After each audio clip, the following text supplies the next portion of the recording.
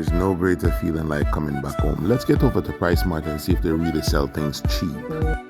Ladies and gentlemen, boys and girls, we're in Price Mart, Jamaica, where we're conducting some marketing research.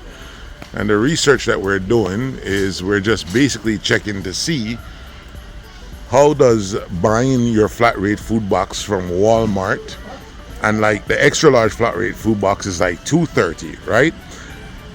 To ship, clear, deliver, and it includes the cost of the box, the cost of picking up, and the cost of packing the item.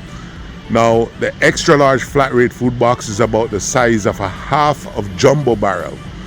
And we're comparing it to see whether buying the items at Walmart, buying the extra large, enough to fit an extra large flat rate food box at Walmart, if it's cheaper or more expensive than coming to Price Mart. And I'm telling you right now, the jury is in.